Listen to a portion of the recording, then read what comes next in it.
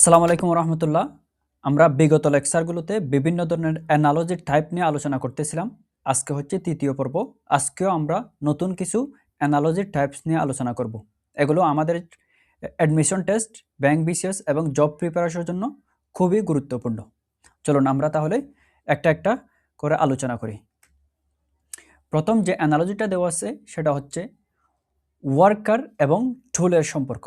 অর্থাৎ এখানে প্রথম যেটা শব্দ দেওয়া থাকবে সেটা হচ্ছে একজন ওয়ার্কারের নাম দেওয়া থাকবে এবং তারপর হচ্ছে তার টুল, অর্থাৎ সে তার প্রধান কোন যন্ত্রটি ব্যবহার করে ওটা দেওয়া থাকবে। দেখুন এখানে দেওয়া আছে ব্ল্যাক স্মিথ এবং হচ্ছে হ্যামার। ব্ল্যাক স্মিথের কি দেওয়া আছে? হ্যামার দেওয়া আছে। ঠিক সেরকম পেন্টারের জন্য কি দেওয়া আছে? ব্রাশ। পেন্টার হচ্ছে একজন ওয়ার্কার, তার টুল কি? ব্রাশ। ব্ল্যাক স্মিথ তার তিনি একজন ওয়ার্কার এবং তার গুরুত্বপূর্ণ যন্ত্র কি? তার গুরুত্বপূর্ণ যন্ত্র হচ্ছে হ্যামার বা হাতুড়ি। ঠিক সেরকম কার্পেন্টার বা কাঠমিস্ত্রির প্রধান যন্ত্র কি? কাঠমিস্ত্রির প্রধান যন্ত্র হচ্ছে শ বা করাত। ঠিক সেরকম একজন রাইটারের প্রধান যন্ত্র হচ্ছে কলম। চেফের হচ্ছে ছুরি। সার্জিয়নের হচ্ছে স্কালপেল। ফার্মারের হচ্ছে প্লো। ফিশারম্যানের হচ্ছে নেট বা জাল। মিউজিশিয়ানের গিটার। ফটোগ্রাফের ক্যামেরা। টেইলরের কি?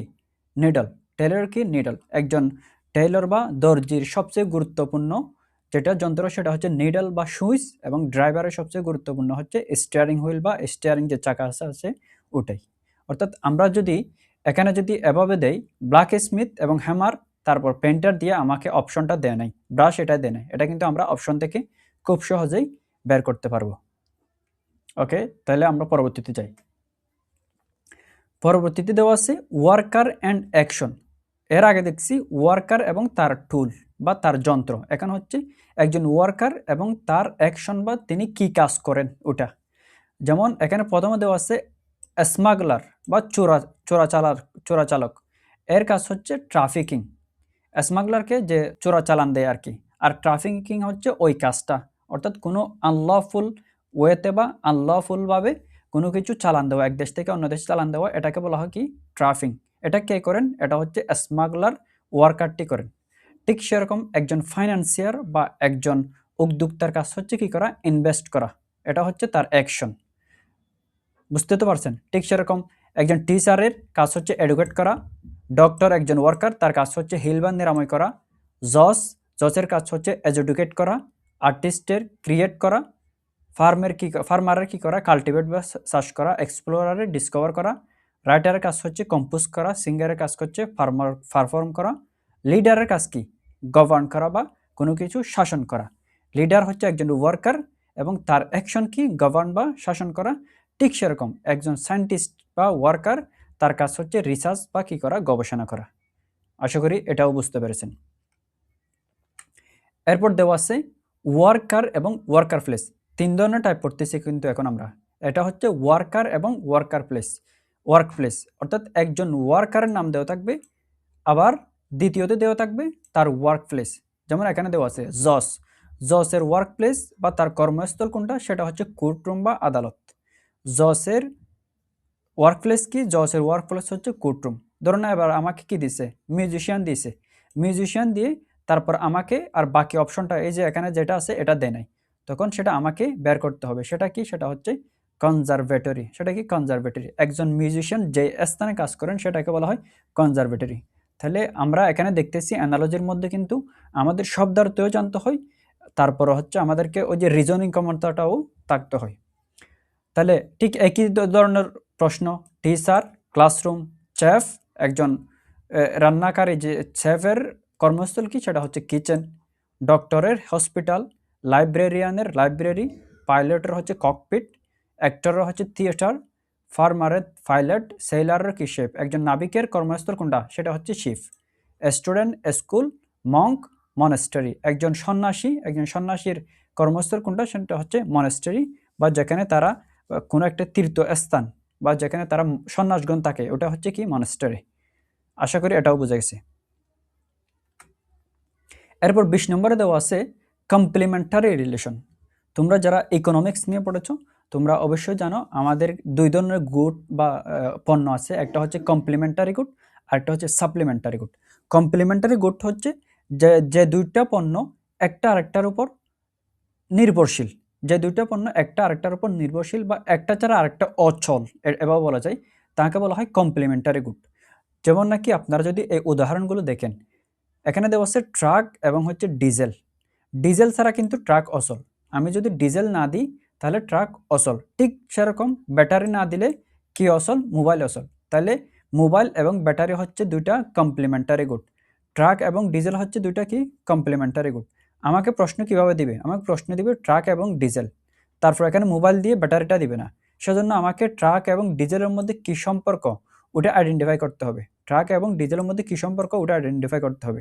আমরা দেখতেছি ট্রাক এবং ডিজেলের সম্পর্ক হচ্ছে কমপ্লিমেন্টারি। তাহলে মোবাইলের সাথে এমন একটা যন্ত্র এখান থেকে বের করতে হবে যেটা হবে মোবাইলের সাথে কমপ্লিমেন্টারি বা মোবাইলের জন্য বাধ্যতামূলক। সেটা কি? সেটা হচ্ছে ব্যাটারি। ঠিক সেরকম আরও অন্যান্য উদাহরণ দিতে পারি, যেমন কারের জন্য পেট্রোল, ল্যাপটপের জন্য ইলেকট্রিসিটি, ক্যান্ডেলের জন্য ওয়াক্স। ওয়াক্স না থাকলে ক্যান্ডেল কি জ্বলবে? জ্বলবে না। অয়েল না থাকলে ল্যাম্প জ্বলবে না। কোল না থাকলে ট্রেন চলবে না, বা জেট ফুয়েল না থাকলে এয়ারপ্লেন চলবে না। ঠিক সেরকম স্প্রিং না থাকলে কি চলবে না? ক্লক চলবে না। সানলাইট না থাকলে সোলার প্যানেল চলবে না। ঠিক সেরকম ইলেকট্রিসিটি না থাকলে রেডিও চলবে না।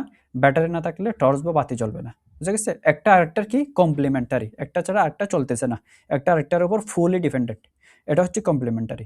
এবার আমরা যাব সাপ্লিমেন্টারিতে। সাপ্লিমেন্টারি কি? সাপ্লিমেন্টারি হচ্ছে একটাকে আরেকটা দিয়ে রিপ্লেস করা যায়, অর্থাৎ এরা হচ্ছে সহায়ক বা সম্পূরক, একটা দিয়ে আরেকটা পূরণ করা যায়। যেমন আমার কাছে কি নাই? আমার কাছে চিনি নাই, তবে আমি ওই যে গুড় দিয়ে এটা মেটাতে পারবো। আমার যে ডিমান্ড, ওই ডিমান্ডটা গুড় দিয়ে মেশাতে পারবো। ঠিক সেরকম এখানে একই উদাহরণটা দেওয়া হয়েছে। Sugar, molasses. মোলাসেস তো হচ্ছে যেটা ওই যে সুগারের বাই প্রোডাক্ট আছে, ওটা হচ্ছে কি? মোলাসেস। মূলত এটাকে মিশ্রিও বলা যায় বা এভাবে কি মিষ্টি জাতীয়, অর্থাৎ সুগারের বাই প্রোডাক্ট হচ্ছে কি? মোলাসেস। আমার যখন সুগার না থাকবে বা আমার যখন চিনি না থাকবে, তখন আমি এই মোলাসেস দিয়ে কাজ সারাতে পারবো। অর্থাৎ এটা আমার সহায়ক হিসেবে কাজ করতেছে, সুগারের সহায়ক হিসেবে কাজ করতেছে। তারপরে মোবাইল, মোবাইল যদি আমার না থাকে আমি টেলিফোন দিয়ে কাজ করতে পারবো, তাই না? বা এভাবেও বলা যায় আমার যদি স্মার্টফোন না থাকে তাহলে আমরা বাটন ফোন দিয়ে কাজ করতে পারবো বা ল্যাপটপ দিয়ে কাজ করতে পারবো। তো ক্ষেত্র বিশেষে এই দুইটা কি সাপ্লিমেন্টারি গুড বা সাপ্লিমেন্টারি রিলেশন এই দুইটার মধ্যে বিদ্যমান। বুঝা গেছে? তাহলে ঠিক সেরকম এয়ার কন্ডিশনারের আমি কি বিষয়টা, এয়ার কন্ডিশনারের ডিমান্ড মেশাতে পারবো কি দিয়ে? ফ্যান দিয়ে। সুইমিং পুলের ডিমান্ড মেটাতে পারবো কি দিয়ে? পন্ড বা পুকুর দিয়ে। ঠিক সেরকম radio, television, letter, email, notebook, computer. আমার যদি কি না থাকে, কম্পিউটার না থাকে, তখন আমি নোটবুকের মধ্যে লিখতে পারতেছি, তাই না? বা নোটবুক না থাকলে আমি কম্পিউটারের মধ্যে লিখতে পারতেছি। বাইসাইকেল, কার, রেডিও, টেলিভিশন, ক্যান্ডল, ল্যাম্প। আমার যদি ল্যাম্প না থাকে আমি ক্যান্ডল জ্বালাতে পারতেছি, আর যদি ক্যান্ডল না থাকে তখন ল্যাম্প জ্বালাতে পারতেছি। অর্থাৎ একটা আরেকটার কি সাপ্লিমেন্টারি। এখানে যে একটা না থাকলে আরেকটা একদম অচল হয়ে যাচ্ছে ওরকম নয়।